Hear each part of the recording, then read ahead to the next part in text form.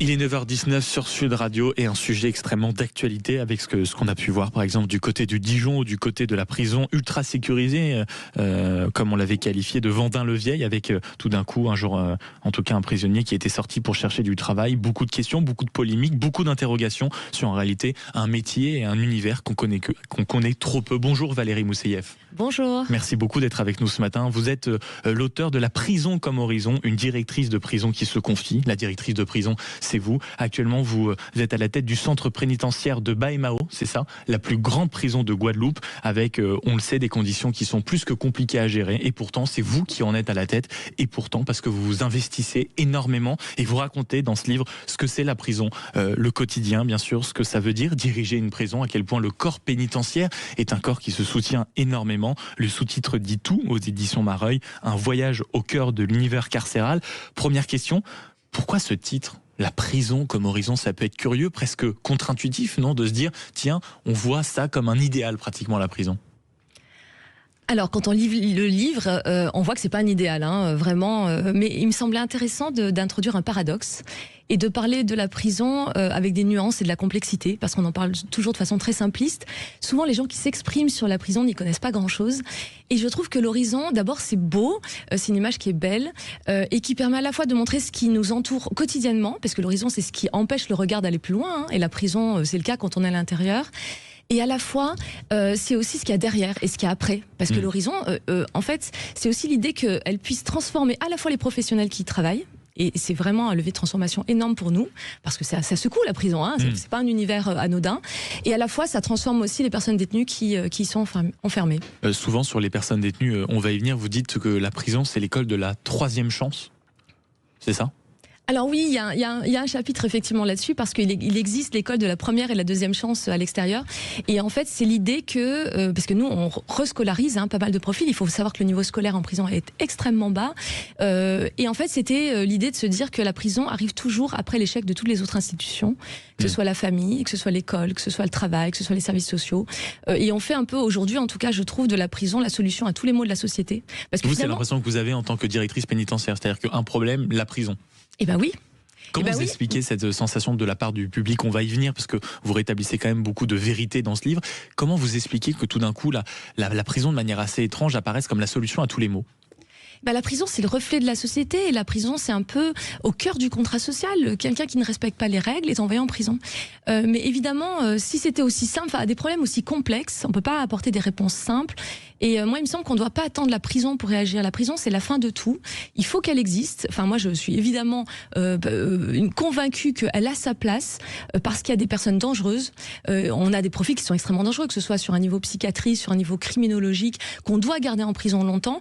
Et à la fois, il faut aussi que la société mette en place des solutions pour éviter l'incarcération. Parce qu'on ne peut pas aujourd'hui, avec notre état de surpopulation, être la réponse à tout. Il faut des réponses avant. Et c'est ça que j'essaye un peu de défendre aussi dans ce témoignage, qui n'est pas un plaidoyer, qui n'est pas politique, qui est pas... C'est vraiment un récit de l'intérieur. Voilà, qui essaie de montrer ce qu'on vit pour pouvoir donner une vérité, en tout cas une contre-vérité, et pouvoir aussi dire aux politiques ou aux législateurs, voilà ce qu'on vit, essayer de nous trouver les solutions dont on a besoin. C'est intéressant parce que quand vous dites, on essaye de le dire aux politiques, et on le ressent bien dans le livre, et c'est presque ça aussi qu'on découvre dans ces pages au fur et à mesure qu'on les tourne, c'est la volonté aussi de montrer la réalité des prisons, la réalité des prisons, notamment en expliquant que toutes les prisons ne se ressemblent pas. C'est-à-dire que j'imagine à quel point entre le centre pénitentiaire de Baie-Mahault du côté de la Guadeloupe, ce n'est évidemment pas pareil que la prison de la Santé ou une autre prison ailleurs en France. Il y a des disparités qui sont fondamentales à comprendre en réalité pour essayer de saisir ce phénomène complexe qu'est la prison. Mais absolument.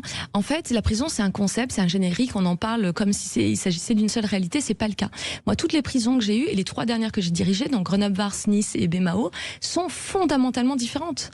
Grenoble, on était en plus sur un type de profil de grand banditisme, de narcotrafiquants, pour le coup, mais avec une structure très vétuste des années 60. Nice, on est sur un établissement du 19e siècle, donc très ancien, en cœur de centre-ville, comme c'était le cas des anciennes prisons.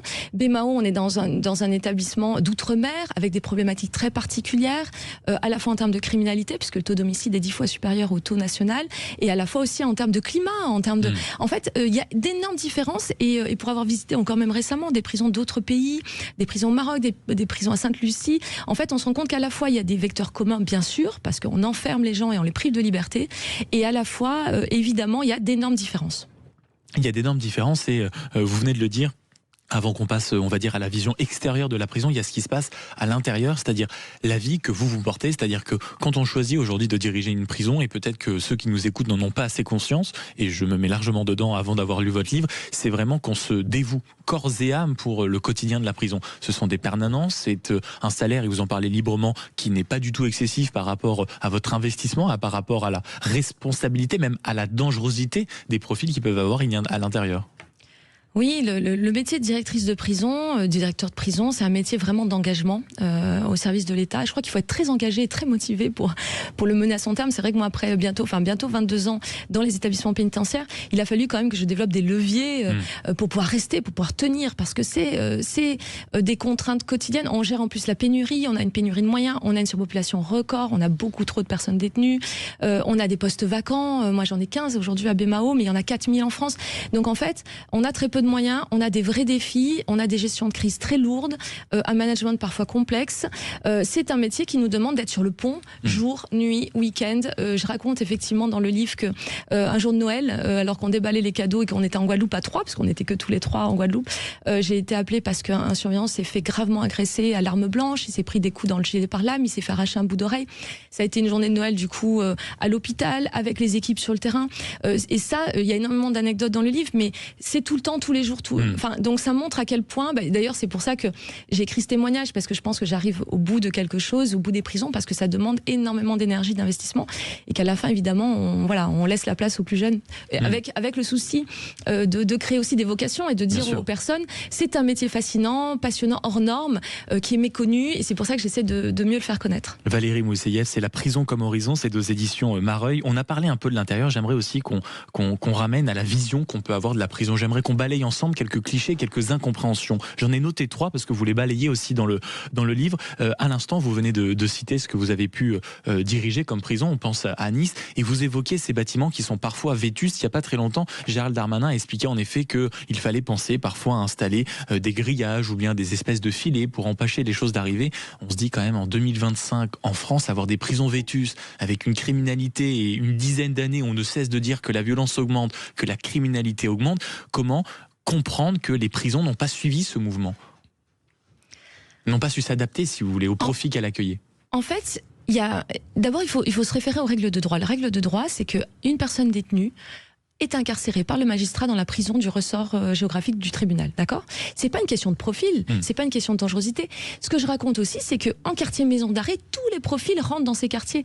Vous pouvez avoir des profils pas du tout dangereux, et vous pouvez avoir des profils très dangereux.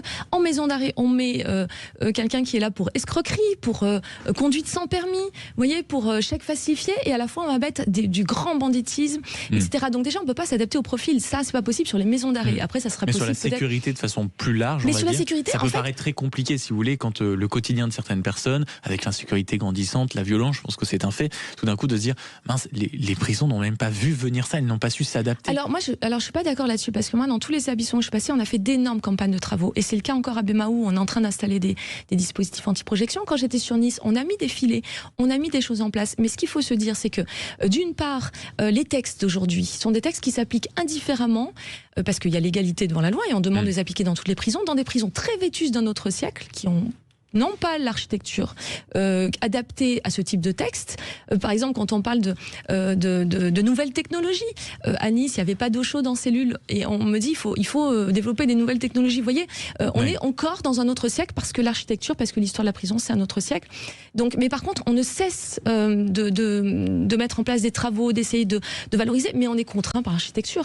À Nice, on a tout essayé. On a parce que j'étais la directrice de Nice, donc on a repeint les douches, on a repeint des cellules, mais la surpopulation nous empêche de faire ça. Si vous voulez, quand vous avez des cellules surpeuplées, vous ne pouvez pas enlever les détenus, ne serait-ce que pour reprendre l'étanchéité, pour reprendre l'électricité, où vous mettez les personnes détenues pendant que vous faites des travaux.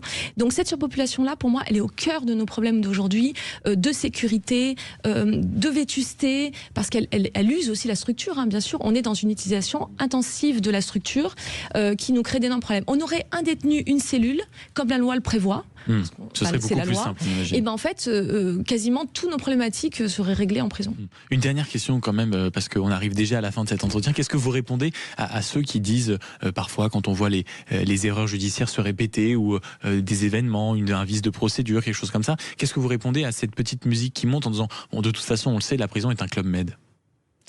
Alors moi, c'est évidemment une idée que je partage pas du tout. Il suffit de mettre un pied en prison et d'y être pour voir que c'est pas du tout le cas. La prison, c'est extrêmement compliqué. La privation de liberté, c'est une mesure. Enfin, en fait, personne ne s'en rend compte parce que tout le monde est libre.